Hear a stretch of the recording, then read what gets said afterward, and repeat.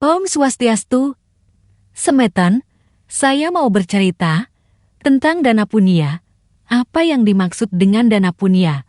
Adalah perbuatan yang dilakukan dengan rasa tulus ikhlas, tanpa pamrih, dan tanpa diingat lagi, kalau masih berharap untuk kebalikan, agar mendapatkan yang lebih. Itu bukan dana punya namanya, investasi, berkorban untuk mendapatkan pengharapan keuntungan. Seperti contoh, berkorban pada fakir miskin, berharap dilancarkan rezekinya. Atau berkorban menolong orang lain, memberikan bantuan ke kampung-kampung untuk mendapatkan follower. Berdana punya, banyak yang manfaatkan untuk keuntungannya balik, lewat medsos, atau untuk mencari massa atau follower, menambah rating tontonannya, agar followersnya lancar. Maka banyak yang ketakutan berdana punya, kalau tidak ada keuntungannya, supaya diketahui oleh khalayak ramai. Berdana punya merupakan sarana untuk meningkatkan srada dan bakti kita kepada Tuhan Yang Maha Esa. Selain itu, dengan berdana punya, membangun sikap kepedulian kita terhadap sesama dan leluhur kita. Dana artinya pemberian, punya, bagian dari tulus ikhlas, pengamalan ajaran dharma. Tujuan berdana punya itu yang paling penting. Manfaatnya adalah membayar hutang-hutangnya dari kelahiran sebelumnya, lewat keikhlasannya. Berdana punya untuk kebaikan, bukan diberikan untuk pesta, atau untuk mabuk-mabukan, atau untuk anarkis. Itu semua tidak bermanfaat. Berdana punya, bagian dari membayar hutang kelahiran, supaya sakit kutukan kelahirannya berkurang.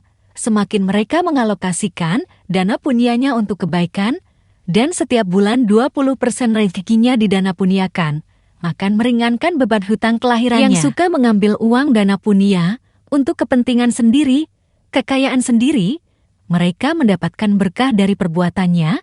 Mereka akan menanggung beban manusia yang berdana punya. Maka banyak di tempat suci, pengayah pura selalu nyakitin bangkiang. Sebab dana punya untuk membayar hutang kutukan kelahiran manusia dimanfaatkan untuk kepentingan pengayahnya sendiri. Di sini banyak pemangku pengayah pura yang pamrih ngayah. Bahkan sesari sekat, masuk kantongnya, sesari 5 tali dan 10 tali baru masuk kotak. Banyak pemangku dan spiritual lainnya mudah sakit-sakitan. Padahal sudah ngaturin ayah di pura, dan bermantra sana-sini, kok masih sakit.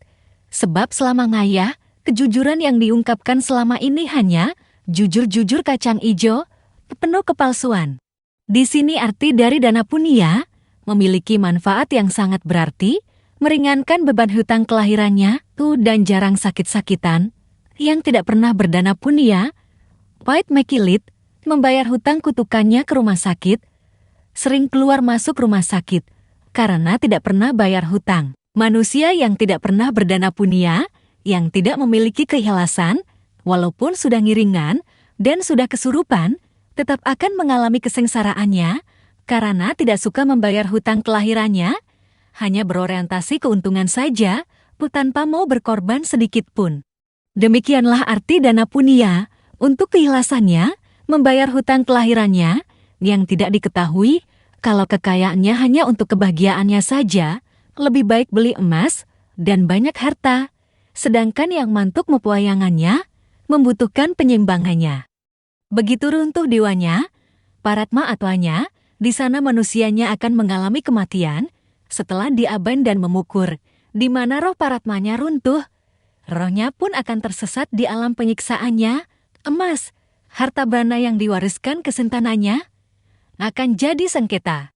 Rohnya pun akan tambah tersiksa di alam niskala, sebab di saat hidupnya, mereka hanya mengejar kebahagiaannya saja, tanpa peduli yang mantuk mepuayangannya, membutuhkan korban suci, penyupatan pancamaha butanya, untuk kekuatan dewanya, penyesalan setelah kematian percuma. Menunggu kelahiran berikutnya, baru bisa menebus dosa-dosanya lagi, itu pun kalau kelahirannya jadi manusia, mati tidak bisa berbuat apa-apa, menunggu manusia hidup untuk berbuat.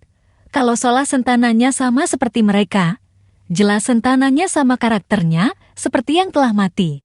Jangankan para roh manusia, para dewata nawa sanga saja membutuhkan perbuatan manusia untuk berbuat menyimbanginya, Agar jiwatmanya manusia bisa seimbang, dengan paratma atmanya bisa menunggal, baru ada kekuatan dewa, manusia hiduplah memegang peranannya. Dengan membayar hutang kutukan kelahirannya, bisa lewat dana punya sesama, dan korban suci, menyeimbangi roh dewa yang ada di tubuh manusia, membutuhkan penyempatannya, agar jiwatmanya bisa suci, bisa seimbang dengan dewa yang mantuk mepuayangannya.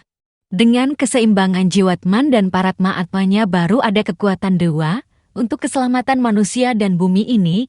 Kalau jiwatmannya letih, dewanya akan runtuh akibat perbuatan manusianya, maka semua kebaikan dan keburukan di dunia manusialah penyebabnya.